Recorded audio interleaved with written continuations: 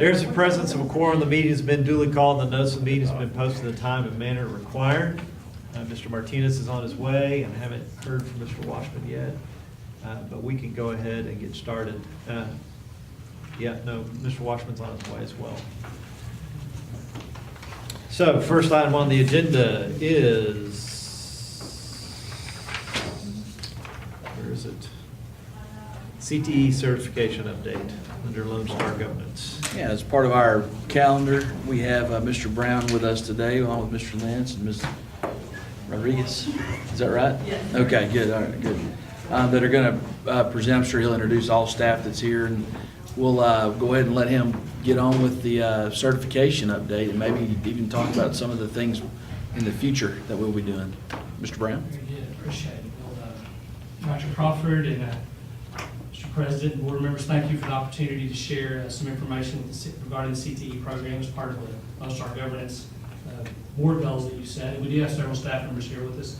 Our CTC director, Mr. Steve Lenz, is here. Our counselor for CTE, Sarah Jane Walker, is here, very involved in certification. And CTE coordinator, Shannon Rodriguez, has joined us as well. And they may have some specific details if there are questions that come up.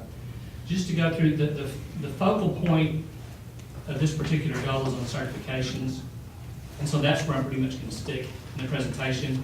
But there's some kind of peripheral things that happen or happening in CTE that I'll try to incorporate as well. The four main areas: accountability, the goals that have been set, the certifications themselves that were earned this past year, and then just talk a little bit about student success. The Texas Higher Education Coordinating Board, as you're well aware, has set the goal, 60 by 30 Texas, that by the year 2030, that 60% of Texans that are ages 25 to 34 at that time will have some sort of certificate or degree that enables them to have a high-wage job at that point. So if you break that down and you bring that back into the current year, that's going to be the current students that are in the 8th grade all the way through college. So right now, our incoming 8th graders, all of our high school students, and the ones that we've had these past 4 years that have graduated, are going to be included in this initial group in the year 2030. So just to kind of have a visual of which students, and then of course every year thereafter, that number would be expected to maintain and grow. As far as the Texas Education Agency, separate, that's obviously the entity, the agency that we report to and are held accountable to, has some very specific criteria in the area of college, career, and military readiness that's gradually shifting, and we're getting updates each year. Because it's held pretty true these last couple of go-arounds. The major areas are college readiness, career readiness, and military readiness. And an easy way, rather than go through each of those bullets, is that you have an entire series of college admissions testing, ACT, SAT, Texas Success Initiative assessment, that all prepare students to say that they're college ready to take those type of courses. That's one avenue. Another area is actually earn college credit while you're in high school, and that's through the dual credit program and the AP program, which is going to be another report. We've got some AP scores back from what was tests that were taken in May, so that they perform and earn the credit or pass the AP exam. That's another college readiness measure. And then the one that CTE focuses on specifically are approved industry-related certifications, and that's what this report specifically addresses. And one thing I would say up front, you're going to see this in the report, that the federal list of approved certifications and the state list of approved certifications have some commonalities, and there's some overlap, but there are quite a few that are not. And so we're charged with certainly the state list is what we focus on, but even above and beyond that, we want to make sure that our students are getting what they need to be employed locally and regionally. So some of those fall even outside of this list. And I think the last thing I won't get into, but with CTE, that this is something you're going to hear about as you move forward. There's a half point or credit, partial credit awarded in the old system for CTE coherent sequence. And the only thing I'm trying to caution people about is that those are the students that graduated in 2017 that will come out of this accountability rating, and then the current seniors that will be in the 2019 accountability rating.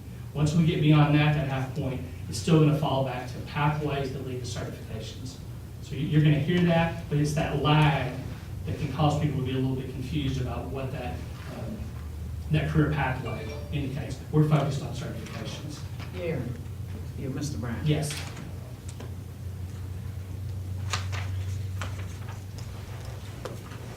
I noticed military ready. Yes.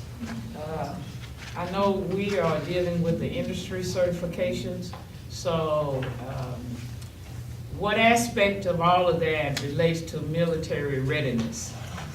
That's a very good question, and it's, I kind of let them out the end there. That too is an indicator of military readiness.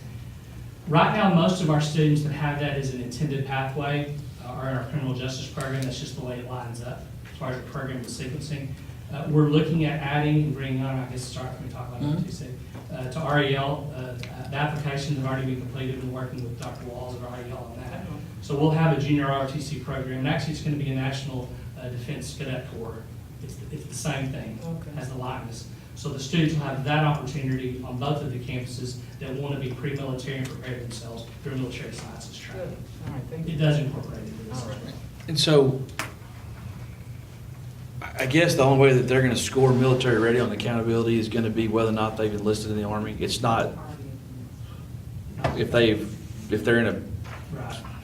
criminal justice class or anything like that. For the next 2 years, the current year and then the 2 years beyond, the students, as we're bringing that National Defense Cadet Corps DRTC program on board, we still want to keep our students in that CTE pathway, because we have some students that will go ahead and enlist in the military, but we have some that will get to that point upon graduation that will not make that choice, that will anticipate that choice. But we want them to be prepared if they need to go into the workforce or into a technical college or university to be prepared for that track as well. So we're really going to kind of dually serving our students as they run through that military track. I talked with some young people who are enlisted, and careers are very important. So I think it's important they are career ready, even when they enlist in one of the armed forces. There's no doubt that our armed forces are probably the best workforce program we've got in this nation. And so it's a very viable pathway for very, very viable choice for students that as they leave here. Of course, the risks are inherent because you just never know what type of environment you're going to get sent into if there is a conflict or something. So I'm hoping that we can at least increase the exposure to our students. They do a great job right now, but I think having this at our other high school, and we already have it, John Tyler, have a very successful ROTC program, award-winning. And if Lee can get one, then I think that would be something that would be beneficial to us for our students, but at the same time beneficial accountability-wise. Okay, thanks. Mr. Brown, in terms of getting credit, so I'm assuming obviously federal service counts, Texas National Guard enlistment, would that count? That counts in, no, right now the way it's set up, that does not count in this particular measure. Okay. But that's something that I think is on the table, and that can very well change, because I know it's an area of focus. State defense, national, so. But you bring up a good point, though, as it relates to not just military, but all CTE, and that these bolded that earn an industry certification TEA list. The governor's been very clear, and I'm sure you've got this in here somewhere. I might be skipping ahead. If I say something you're going to say, just skip past it and go on.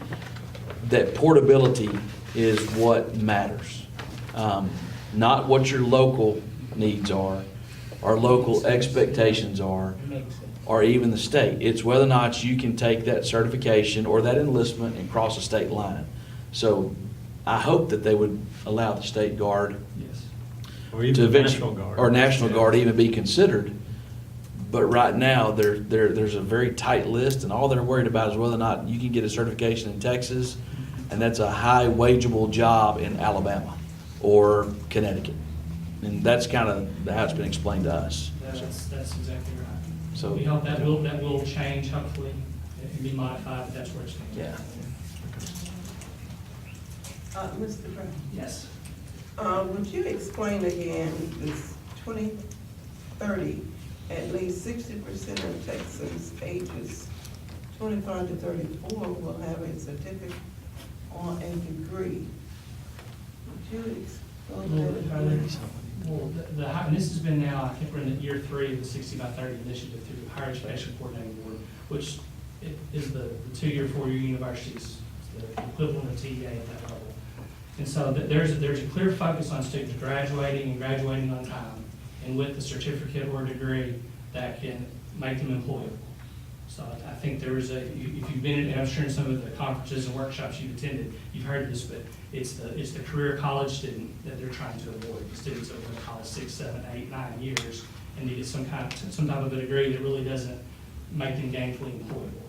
So the 60 by 30 initiative, and it fed down into, if you go back 2 years, these students would have been in the 5th grade when it started.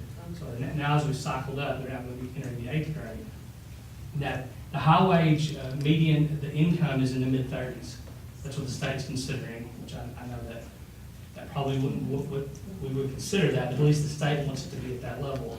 That the certificates that are included on the list and that we're working on with students, and the 2-year degrees and the 4-year degrees, that they're able to go out and get a job, be employed at a high wage job. That's the idea behind it. So there's some built-in time and leeway. Like I said, we currently have the students that are attending college that graduated from John Tyler High School and from Robert E. Lee High School. These past 4 years, the class of 2018, 17, 16, and 15, they're included in this group.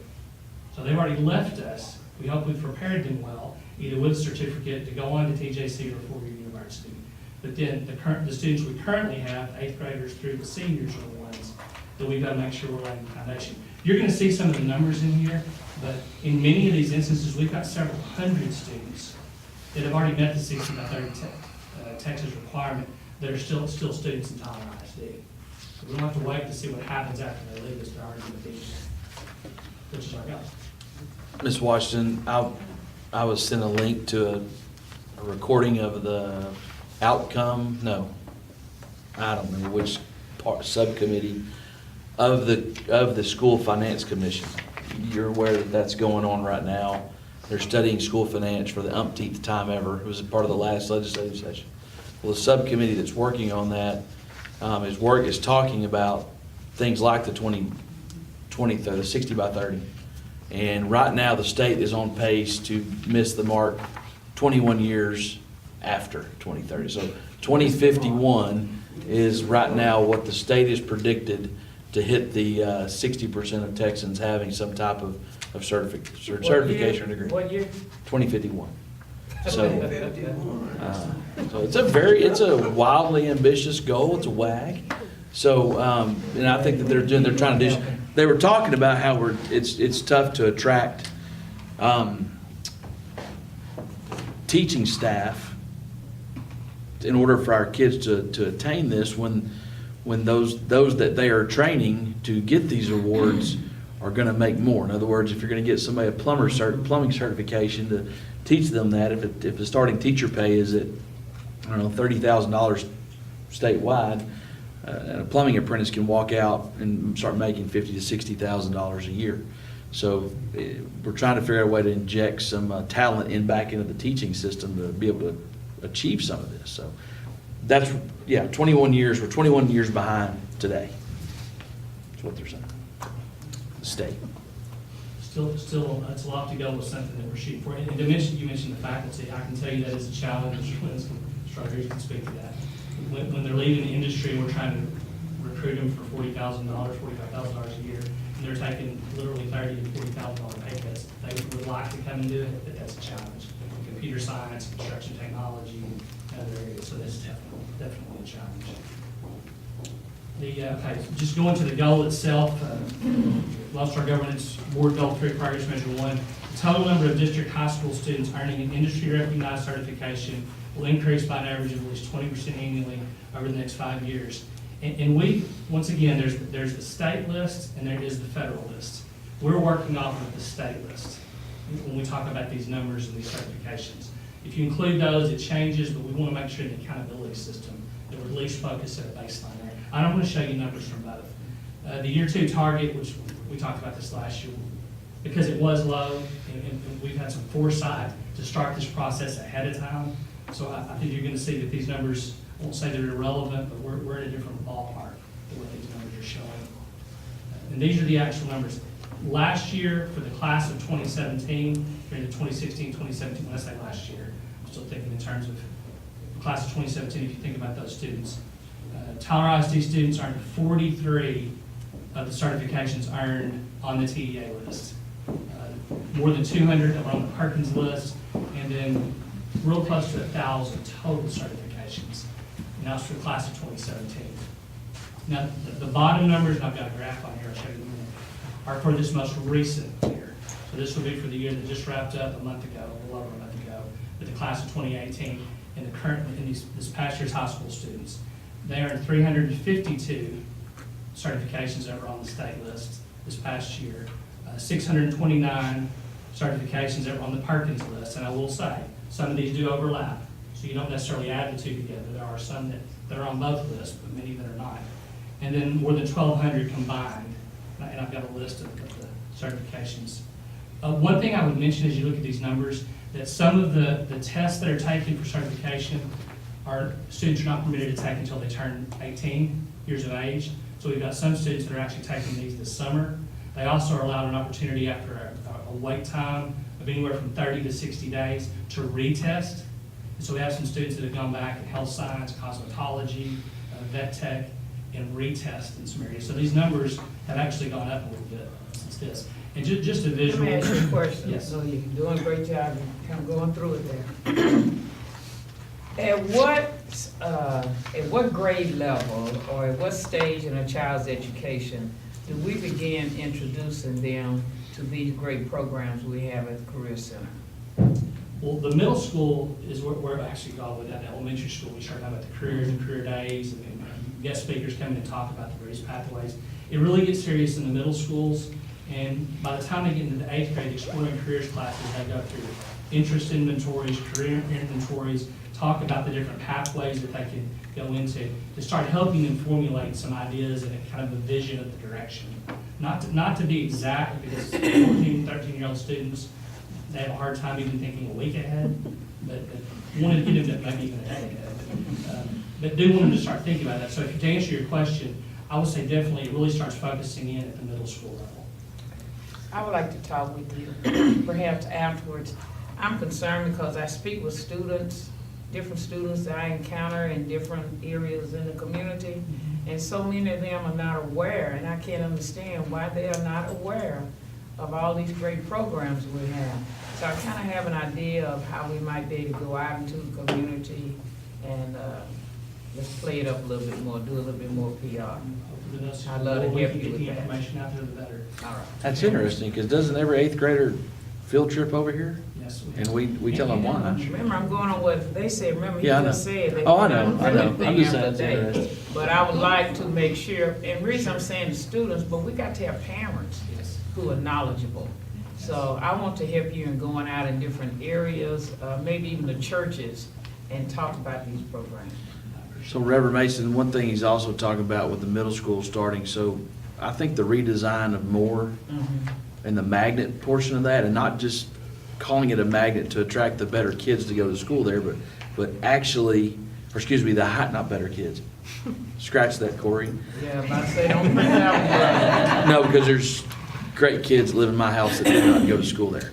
So the higher performing students, just to go to that school for under that magnet label, the actual authentic things that are being planned as far as the engineering lab, the programming and the coding that we're wanting to do there is going to be something that's neat. And then we've still got some more stuff left for our Pathfinder initiative, and that's making sure that the consideration of the STEM magnet at the elementary level eventually. And we've got some little STEM things working that we're kind of piloting out there to see if that's something we can have, that little K through 12 opportunity. That way, that's a true, that you want to talk about catching them early, because that's what we're talking about, to get up here to the Career Technology Center to get these certifications, and whether or not Tyler Tech actually evolves into a 4-year school itself. Starting that as early as we possibly can. I think 3rd grade is when we're starting some of that programming and coding. Is that correct, Dr. Hanson? Yes, 3rd grade. 3rd grade, we'll start that this year. So that'll be something that's really, I think, interesting. And then looking at how we do GT is another thing. I think some other school districts have actually had a STEM magnet. Well, that's really what you're talking about, in my opinion, of how we do Gary.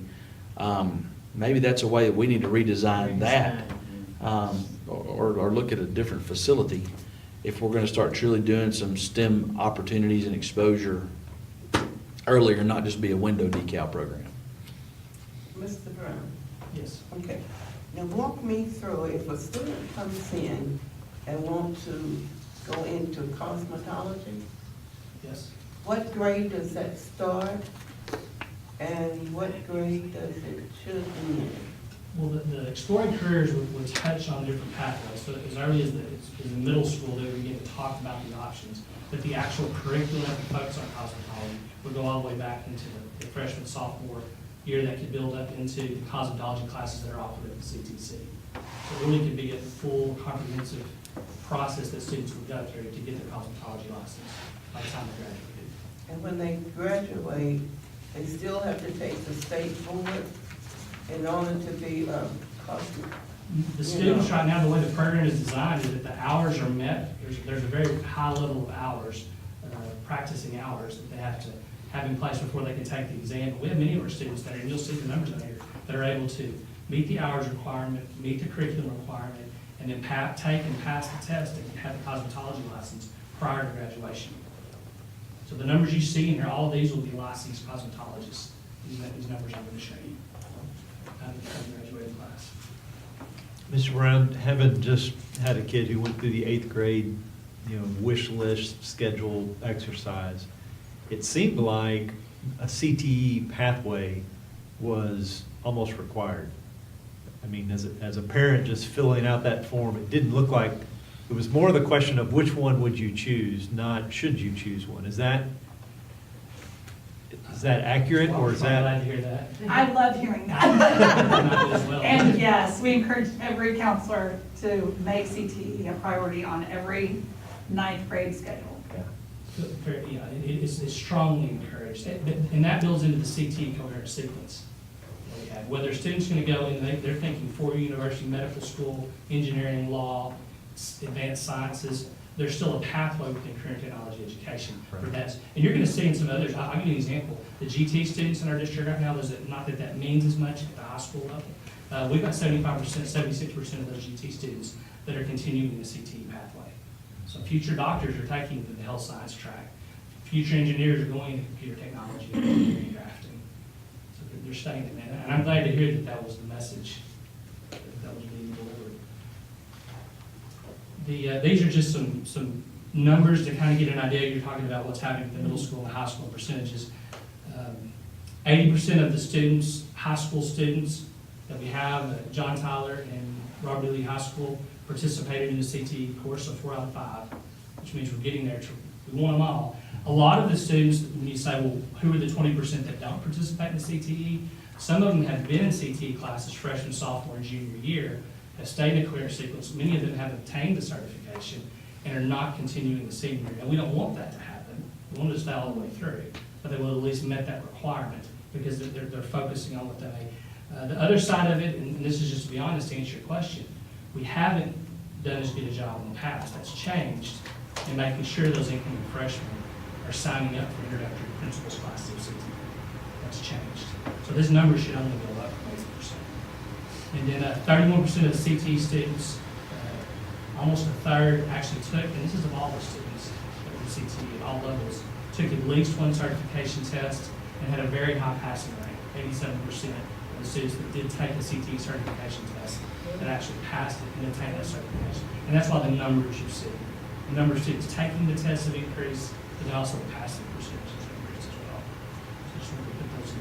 Just some other just kind of random things. Our economically disadvantaged students, which we know, we want to make sure that they're included in this as well, their numbers are right on target.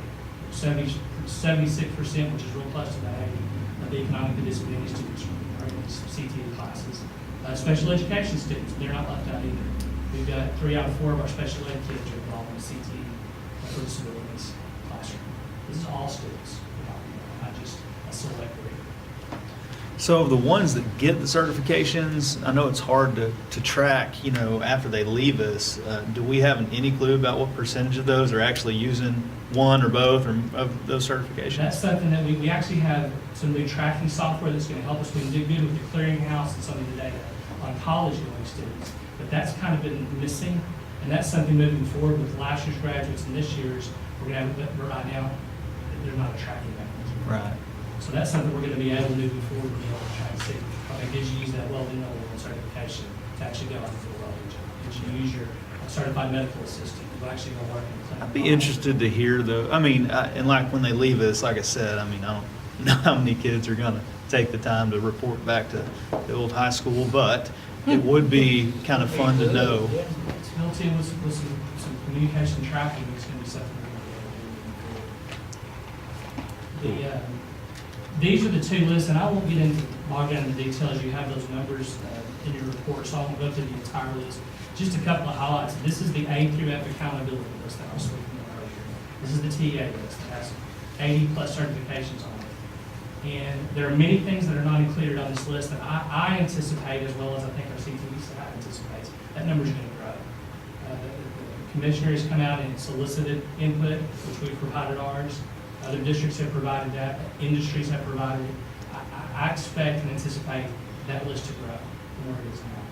These are the ones that our students are currently obtaining and have earned that are listed on the A through F list.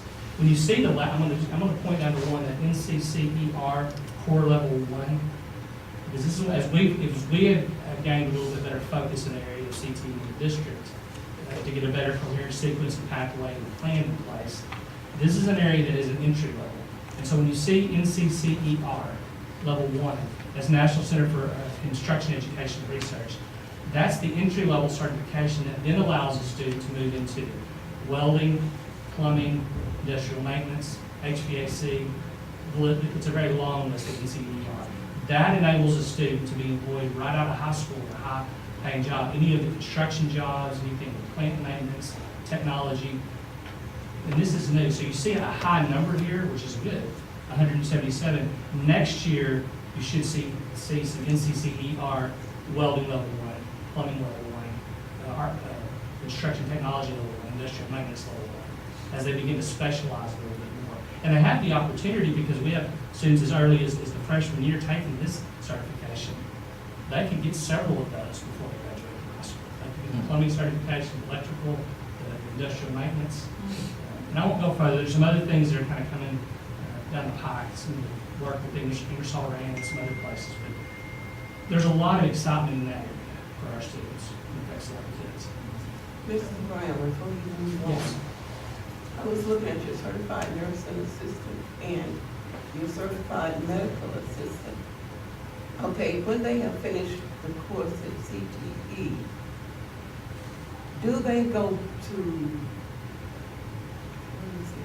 TJC to take that SCTS and all those?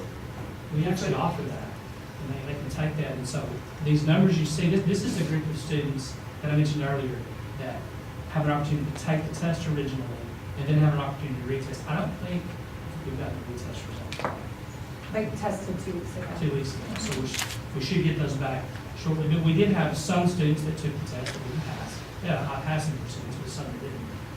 So those are all taken locally. This particular test is one that they can take without having to go down to cosmetology. That's a different story. They actually have to go to Dallas to take that test. So we're fortunate to see these numbers, but that's a local test.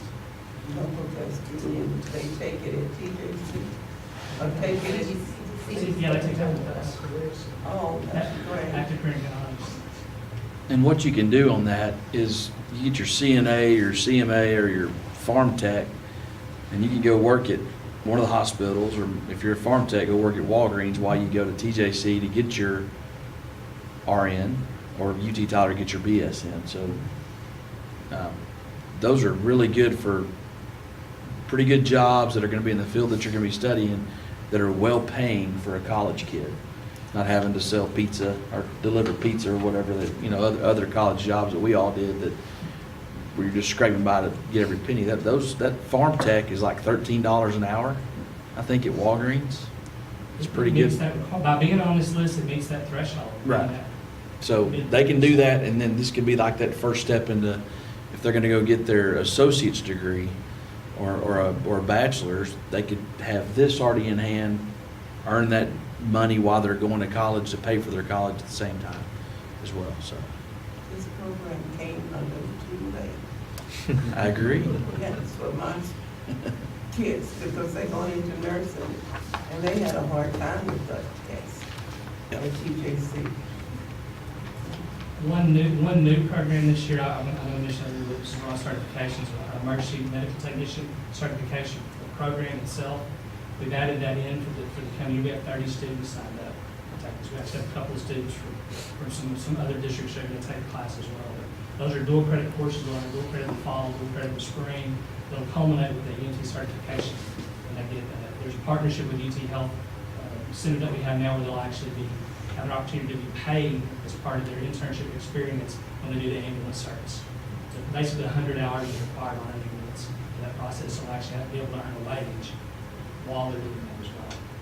So those numbers will add to this list as well.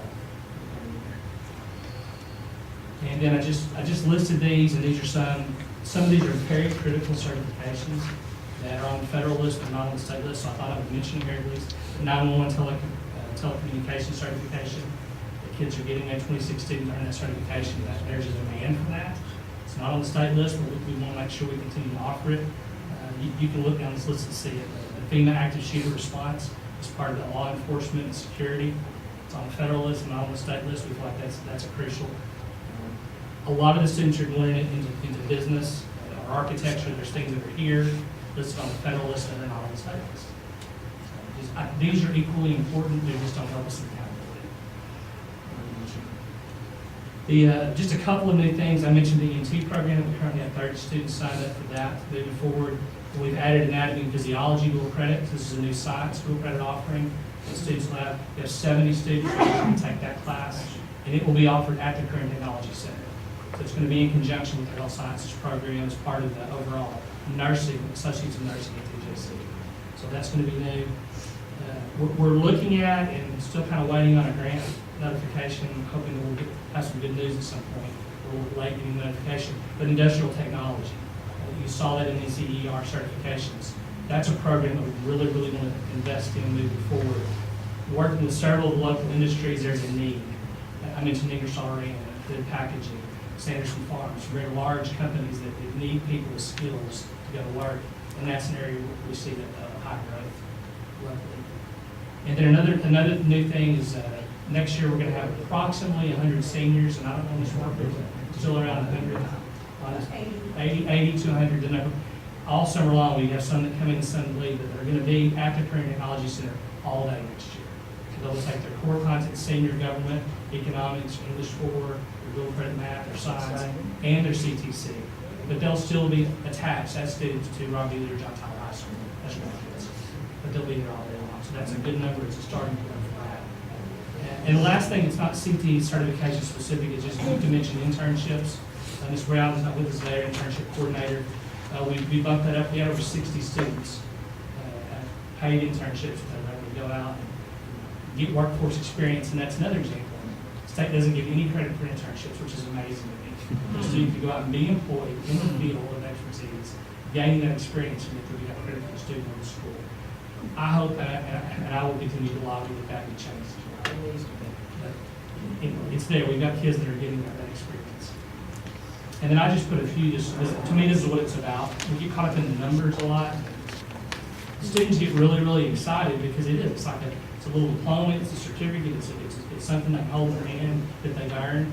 And so all of those numbers that you just saw, whether it be the welding or anything else, just a few pictures of certifications of everything from Autodesk to Barbicide to all of those. And I just put a few pictures, some samplings in here. Ms. Walker and Ms. Rodriguez do a good job of taking pictures of the students when they receive their certifications. They're excited. It gives them an opportunity to go out and I know it look like. yeah, so but they are. It is a big deal. Sometimes they won't act like it, but it's an achievement and it's something that they've earned and they're very proud of when they have these certifications. This has actually become one of my very favorite events. We all have favorites. Graduation is the big one, obviously.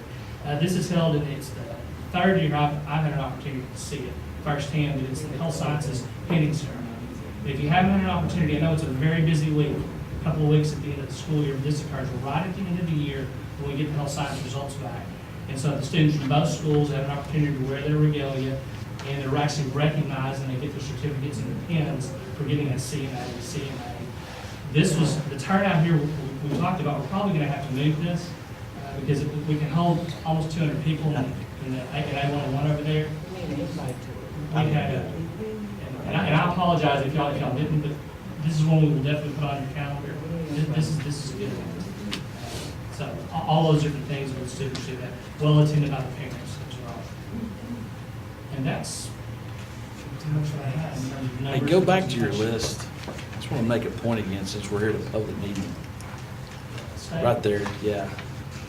So you got cosmetology operator license up there. We've got a heck of a cosmetology lab.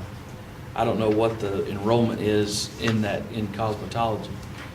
Y'all, we have people that work for the district that have those numbers off the tip of their tongue. But is there anything on that state list? Because we have a heck of a culinary lab and they do a good job. Is there anything on there for culinary on the state list? No. Okay. That was a batting practice fastball down the middle of the plate. That's an example. So, we've got a lot of kids in the culinary program, correct? Yes. I mean, can you ballpark it or no? What is it, the whole program, kid size? Oh, hundreds, about 200. 200. So 200 out of 1,400 kids that are, well, that's not just, That's that's not- not include those kids that don't go That's the there. feeder It's not, program, yeah. it's a large chunk. A large chunk. And so I just want to make sure we're saying this publicly, that we have some local expectations and some local needs that are being met through food handler license and things like that doesn't match up with accountability. Now, I'm going to tell you, I was scared to death that I thought that would sink us, but I think we're going to be okay.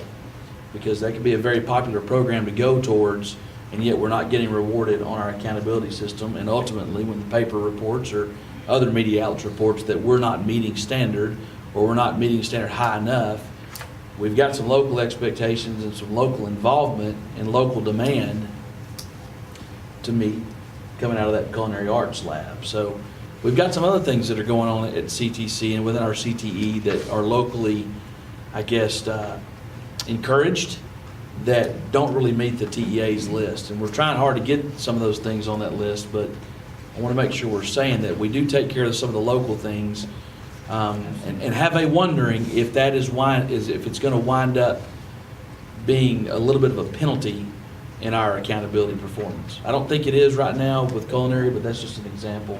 We put a lot of time and effort into that, but the return on that from the state's end on accountability is not as much as we'd like it to be. So did we communicate with the state and express those concerns? So much that the superintendent has gotten a phone call from the chair of the group that the governor's putting together, and asked if I had a problem with it. And I Serve said, on it? I said, no, I don't. No, I'm not serving on it.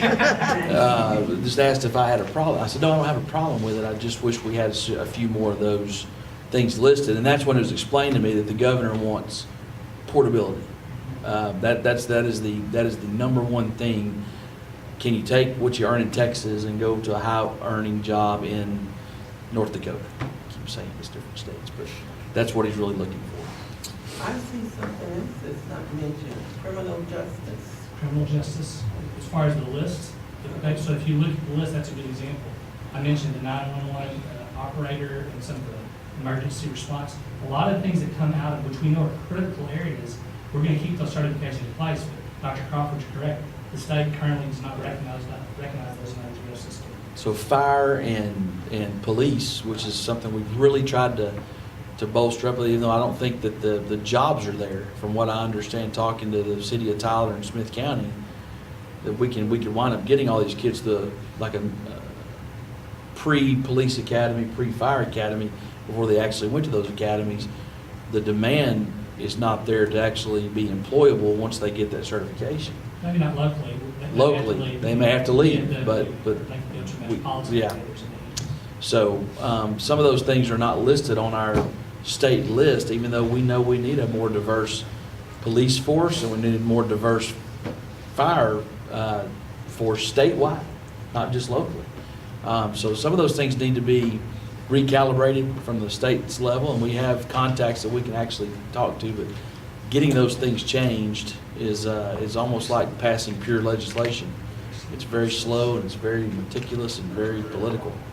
It's non-responsive. I mean, we need things to happen very quickly, but we know in education, if we're not pursuing the agency, it's difficult. And I think it makes sense, us being 21 years behind, reaching the 60 by 30 goal. You know, police is a very admirable, being a policeman is a very admirable job that's needed here, very, very well-paying job. It does have good retirement benefits. So I don't know why there wouldn't be something statewide on there that would be in the realm of public service, for lack of a better area. One thing just to mention, because several things, we're talking about the fact that federal list and state list and moving, that when we have students that are on the culinary pathway or one of these pathways that at least currently don't culminate with certification, will be included. That's why it's so critical that we look at all of these areas with students, all the way down in the middle school, that on college preparation exams, on TSIA, on dual credit. There are a number of measures. So if we have a culinary student that wants to potentially own their own restaurant, we have some. So they're taking business classes, they're taking culinary classes, they're planning on going to university. But for us, they don't hit any of these marks. We've got to make sure that they're college ready by some of the other measures. They don't slip through the cracks that way. And one thing that's being inspected on that college ready list is that third bullet on the college credit and approved dual credit course. In other words, you're going through high school and you're also getting college credit at the same time. The Higher Ed Coordinating Board, along with its chair, have been are really inspecting that, and I'm afraid that that's about to become standardized, much like the AP exam is standardized, much like the SAT and ACT and even the TSI is a standardized high stakes type of test. So my point is that I'm not so certain that there won't be a final exam that'll be proctored to dual credit students in high schools that is not standardized and high stakes. I bet that happens before I retire. Because we love that. We love just testing everybody on one day to see how they do. So. Mr. Brown, I want to compliment you. I remember we first implemented this and the idea was conceived. We didn't know who would be in charge of it, but you have taken it and with excitement and have moved forward to improve the program. I like to think out of the box, so I have a couple of suggestions. Before you, let me make sure that I say this, though, I forgot to interrupt. The folks seated in my I left over understand. are the ones that are making these things happen. Okay, I'm thanks, not Paul, sure. thank you. And the teachers. and All right. tremendous amount. All right, Gordon, let me finish my statement. So, have you considered summer camps? I keep saying, I don't know if we're getting the best mileage out of our building, I don't know what we're doing with it in the summer, but something like week-long summer camps for seniors, something like back in the saddle again, somebody may want to go and take some technology, students, parents, somebody learning to swim. Have you thought about summer programs? Yes. And the questions. people have to pay.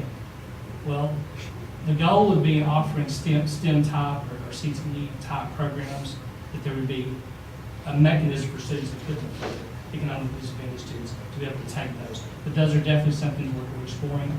We did not do that this summer, and we should have. I mean, I will take responsibility for those not being implemented the way they need to be, but that certainly is something we're looking at, to bring those into the CTC.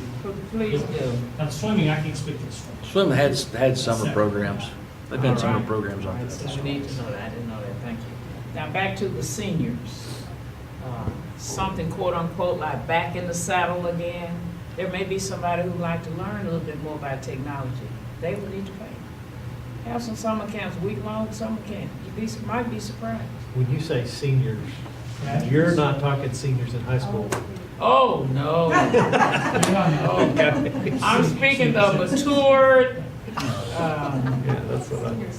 senior citizen, okay? The maturing age group. Say 60 and older, 50 and older. Just a thought. Not too old. You got folks 80s and 90s using computers. You gotta keep your mind activated. Just think about that. I'd love to see that. All right. As well as any kind of summer camp we can do for our students. We don't get best mileage out of that building. Mr. Ryan, in terms of our contributions at 60 by 30, so obviously folks aren't graduating from Tyler ISD with bachelor's degrees, but do we track with the graduating class what percentage leave our district having already met one of the criteria for 60 by 30? Yes, we do. And in those numbers, that is the cohort of the graduating class. So the class of, very good question, the class of 2017, not the one from a month ago, the one from 13 months ago. That will be in the accountability ratings that we're going to see come out this fall. And that is all of those measures are tracked back in that year. So the current students that graduated a month ago, that will be in the 2019 accountability ratings. The CT certifications, and it's a shame because a lot of people don't put those two things together, but there's a lag here in those cohorts, but we do track that. So do you know, so I'm not as much from an accountability standpoint, but just from how we're graduating students. Do you know what percentage of graduating students have already met the criteria for 60 by 30? In terms of, I guess they've got an associate's degree or a certification? Of the ones that would be in this cohort, Uh-huh. just right off the top of my head, there would be several different components that would have to be pulled together by class. I can tell you that in these numbers specifically, that's what I mentioned at the beginning, that I think Tyler ISD has had quite a bit of foresight in several areas, specifically with career and technology education, that we're quite a bit ahead of the curve. Some of the things we're doing, you see these numbers and certifications, other districts are just now beginning to grapple with. So I think there's some positive things there that have been in place for a couple of years. And those things that we'll be able to track moving forward with associates and employment with certification that Mr. Washington was speaking of. Yeah, and I think there's a good superintendent friend of mine came out and made a very bold prediction about the school district that he leads, about how the number of IR campuses were reduced significantly. Yeah, he's got an R&D department that can look at a lot of the new domains that are going into this new A through F accountability system, but because of the lagging data, we don't know. So it's hard for us to make the prediction of what our letter grade is going to be. I think it's pretty dangerous, to be honest with you, to go out there and say that this happened, because we're not using the same formulas to get to the MET standard this year as we had the previous 8 or 9. In other words, we're using the A through F formulas to get the label this year for met standard or did not meet standard. I feel like we did pretty good looking at some early returns, some early data, but because of some of the things that Mr. Brown's talking about, that lagging data of the certifications from last year, that gets thrown into the new formulas, which they really weren't part of this last time. So that's why we've been a little bit slower this year on releasing anything, because we don't have all the data yet. We won't know until the state decides to give us everything officially. Even though we have individual student performance from STAR and EOC, some of this other stuff that's getting thrown in there, we won't even know about it until it's official, as far as how many they're counting and who they're counting. And that comes probably, I guess, when, y'all? July or August, or when? August, I think. I'm talking about the official state stuff. August when? 9th, I believe. Okay, so first part of August. Another one. Yeah, so that's been made this a little bit more of a difficult year. Once we figure out what they've done this year, we'll be able to project in future years. Any questions? Thank you, Mr. Brown. Thank you. It's good to see goals being crushed, Yeah. not just met, but totally achieved. Okay, next on the item is our quarterly board progress tracker, which is our favorite event on quarterly meetings. I think this one can be easy, in that, Gina, I think, so the next thing for us to move our scores forward is the policy review, which did not take place in this quarter. It takes place next week. And so in terms of our change in our scoring, other than how the meeting percentage changed or did not change, is there anything in our tracker that should have changed other than that one thing? No, sir. Okay. In fact, I think you held steady. I don't know about the minutes on the participation, but you did have a spike in advocacy. I don't think anything counts but outcome monitoring, right? Yeah. Okay, so then the only one that we need to look at is, which one, Mr. Martinez? Is it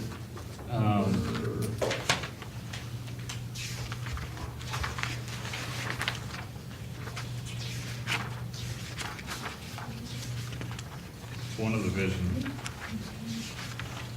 Oh, no, I think it's accountability 1.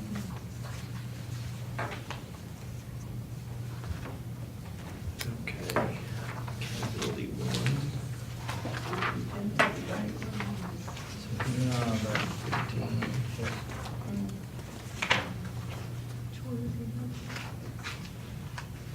Okay, so to score 15 on accountability 1, total minutes spent in board authorized public meetings no fewer than 50% are invested in progress monitoring. And so we are at 32%, is that correct?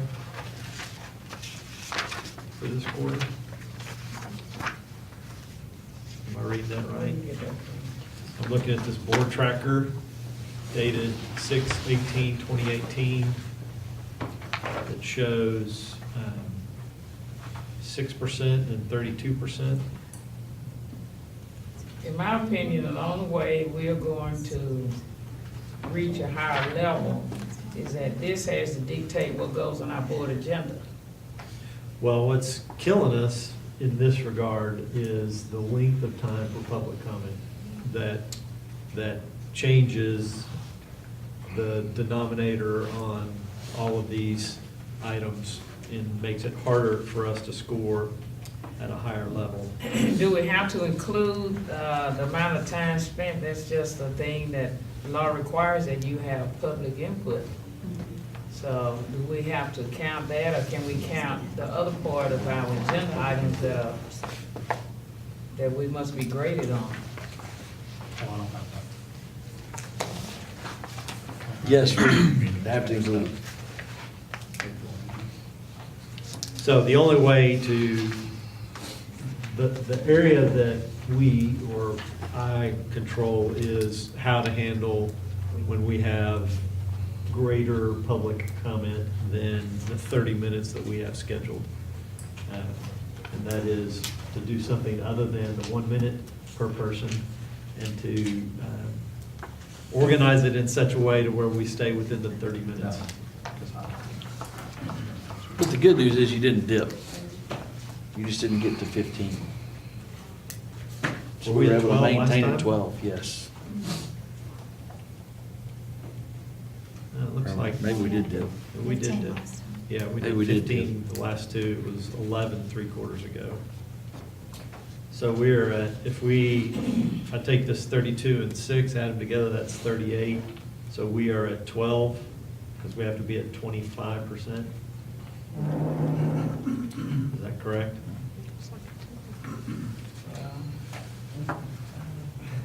Again, the only way that we can get to that point is that we do control. We stay within the 30 minutes of public speaking time. And the public has to understand that we're also being evaluated. And according to TEA, the major part of our job is academic achievement. So, Well, maybe we need to consider why there is so much comment at meetings, and is there anything we can do to, from our part, other than just, having a circus every month for our board meetings? So that, we are responsible somewhat for what happens at public comment. So that'd be something for us to think about. You know, I looked at this and considered the amount of time, and of course, we have been very courteous in allowing this, but there's a repetition in comments that are being made. And perhaps at some point, there should be, you know, it's kind of like Robert's rules, you have 3 for, 3 against. But you have to think of the amount of time, Mr. President, and we have to decide 30 minutes is it, 30 minutes is it. And we go on with our board agenda. We've been very considerate, and but a lot of people are saying the same thing over and over again. Well, in the past, we have asked for people to consolidate what they're going to say and have a spokesperson. And there ought to be some way that we could do that and keep it within the 30 minutes. And how do we do that? You have To some, have so many people that want to speak. Well, You can ask them to consolidate, that's one of the options, We is asked them to to, consolidate, but a lot of them, that's where our president has controlled that. Right. And he has to say that we have 30 minutes of public speaking. And if there are groups of people, you agree on who your speaker is.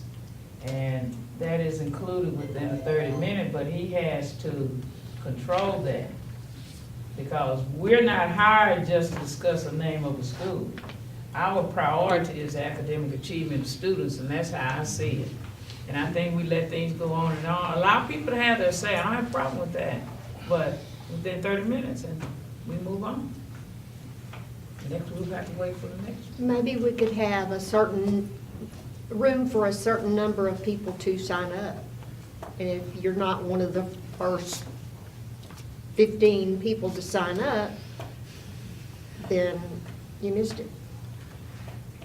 you have tools at your disposal in your board operating guidelines. So I think as y'all go along, y'all can certainly use that at your disposal, either within the next year or within the next 10 years.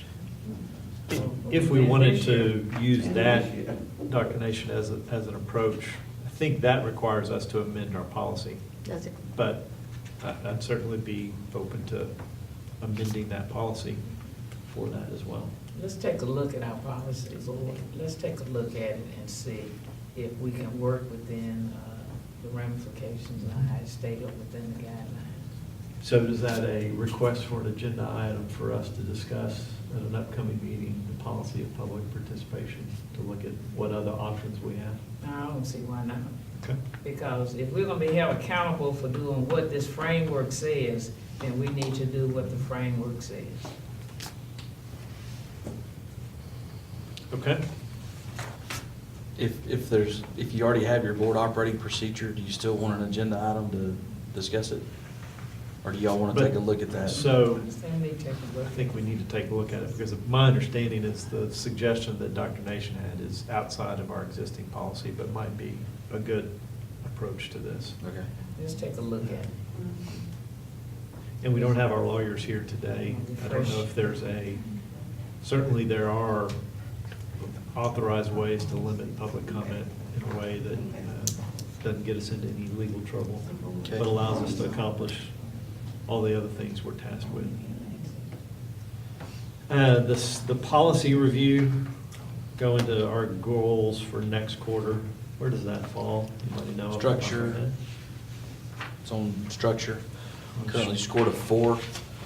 And that moves us to a 5. It should move you to a 12. Get to a 12, I don't understand from the, 4 to 12, How you- that's crazy, yeah. Yeah. 1 to 4, 4 to 12, 12 to 15. board reviews its local policies and has voted to remove policies regarding district operations that are neither required by law nor an appropriate exercise of the board's oversight authority as defined by board's adopted constraints. You've already scored no more than 4 board authorized public meetings per month, and none last more than 3 hours. Well, Oh, well, 3 hours. so- okay, so maybe by the next one, because you didn't score, you still scored 4 for this. Maybe by the next few, you won't have a 3-hour meeting. The board schedules no more than 5 topics during any one board authorized public meeting. And that's, Gina and I kind of watch out for that. And that's Roman numerals. That's how we're interpreting that on our agenda. Well, yes, more the back part of it. You know, some of that stuff is just procedural and, like, I don't count review of minutes. I'm talking about things that we actually, so you have 2 consents. You have Lone Star Governance and Continuous Improvement, you have 2 consents. So you really only have room for 2 other Roman numerals on the back end, which would be superintendent staff reports and discussions. Our policy review is next when? It's gonna be next Thursday, the 19th. Thursday. Don't tell me you're gonna get out of policy review. Listen, guys, listen.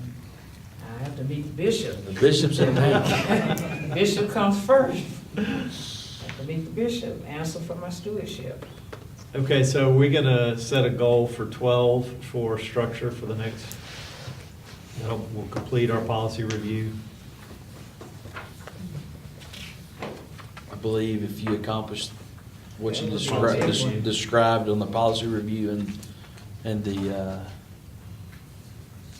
3-hour meeting, wasn't that the Gilligan Island song, the 3 hours? 3 hours. Yeah. If that happens, then yes, you can score a 12. So we work on that. Just sit back and you feel like they're on Gilligan's Islands and stuck in the same. Yours looks cleaner than mine there. So vision, which one was the vision? I think I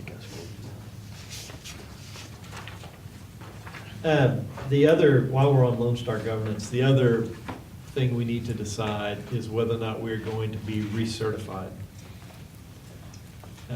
Recertification for Lone Star Governance will take the full 2 days, if Mhm. I'm remembering from our conference call correctly.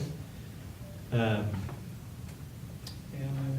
the same way, and so the lever that TEA had over us the last time was the number of IR campuses. And I don't know if all these are right, by the way. So what was this discussion on the telephone about recertification? Well, so there's a quarterly conference call with all the Lone Star Governance participants, and there was some discussion about a shorter certification, recertification, a more condensed one. Because we went through at the very beginning and haven't gone through the latest version.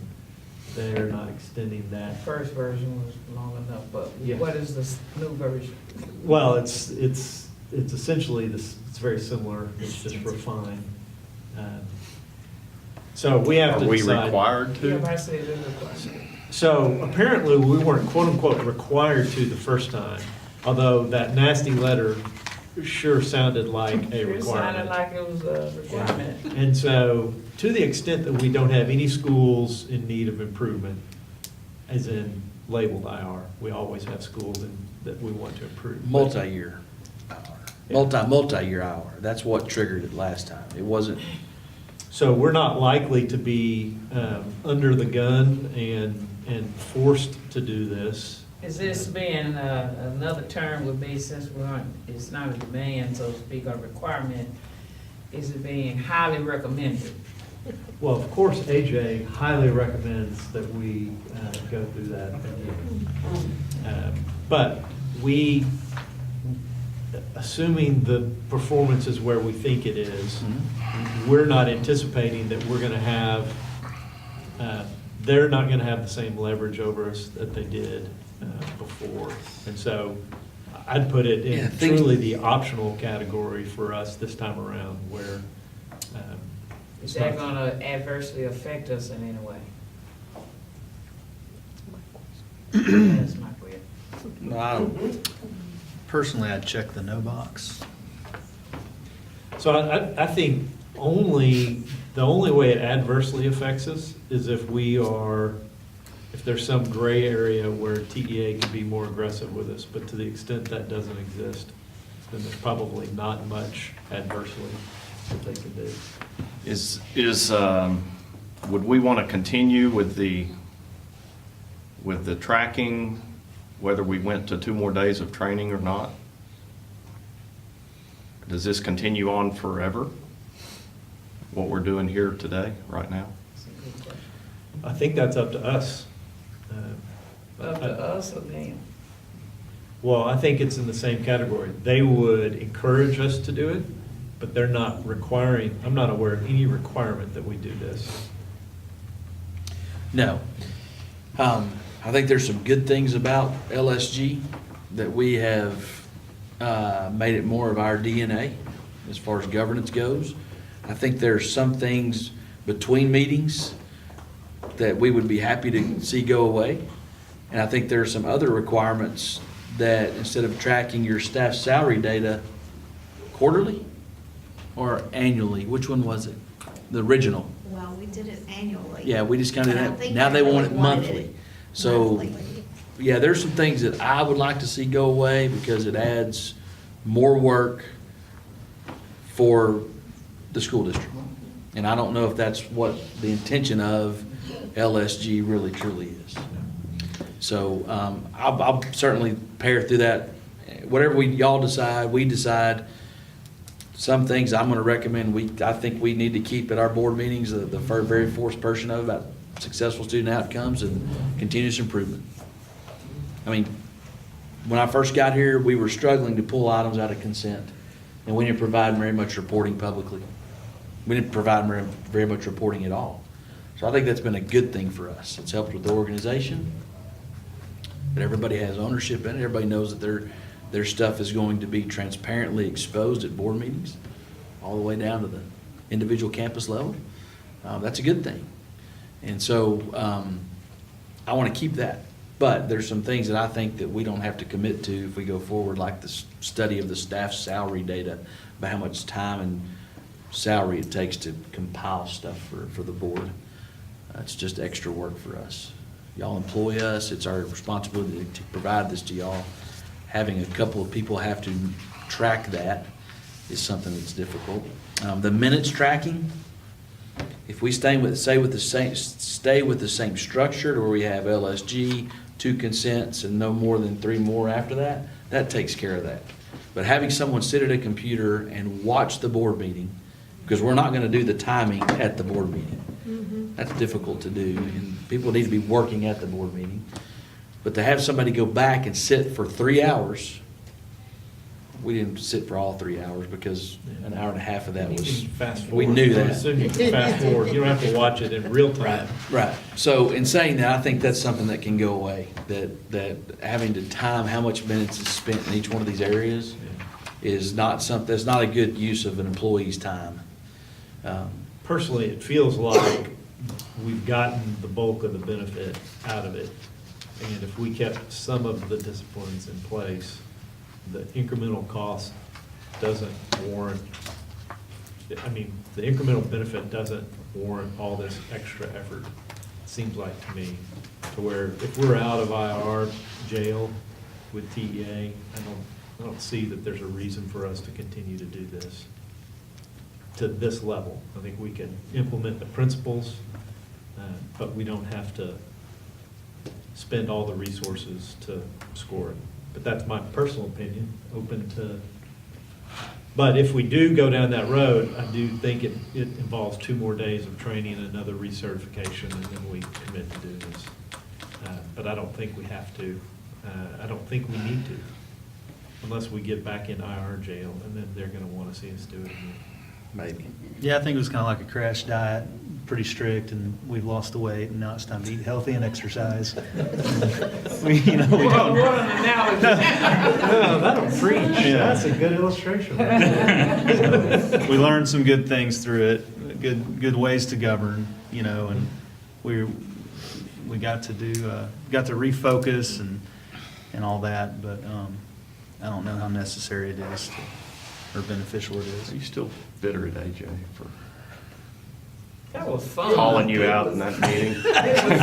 Oh, He did? I don't remember that. Yeah, he sure did. What did AJ say? Class clown or something? You gave As it long as y'all are sure it's not gonna be held against us, that's all. Oh, We're all right. I mean, there are school systems that should have gone through it, that didn't go through it, that nothing was.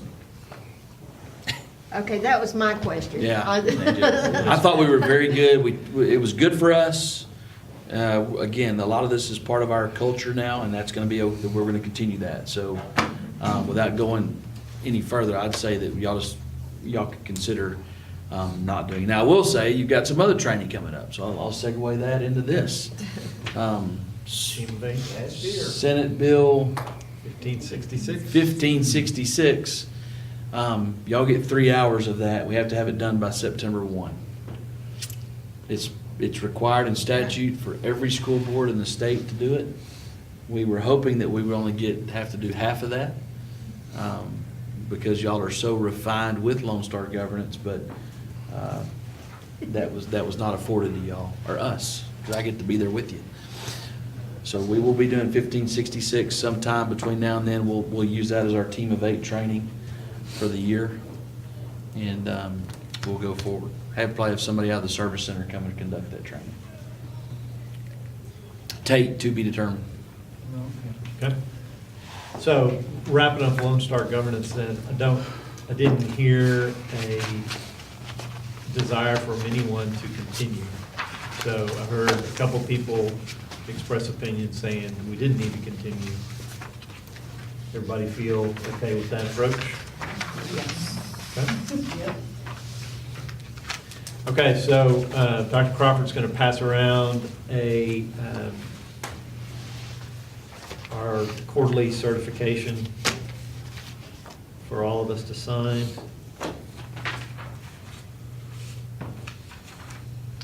And that will conclude that item. Can we actually take a motion to approve? Yeah, you have to take a motion. Okay, so I would entertain a motion to accept our board tracker as is being circulated. Mr. So- President, Okay, go ahead. So move. Okay, thank you, Dr. Nation. Second. Reverend Mason, all in favor, say aye. Aye. Opposed, say nay. Motion carries. That's the last item of business prior to executive session, so at this time we'll move into executive session. Okay, we're coming back from executive session. We have one item to act on, a resignation. Do I have a motion? Mr. President, I move we accept the resignation of Mr. Stephen Lenz. Do I have a Second. Thank you very much. All in favor, say aye. Aye. Opposed, say nay. Motion carries. I'll call for That was the first a step. motion to adjourn. I move to adjourn. Thank you. A second? Second. All in favor, say aye. Aye. Opposed? Motion carries. We stand adjourned.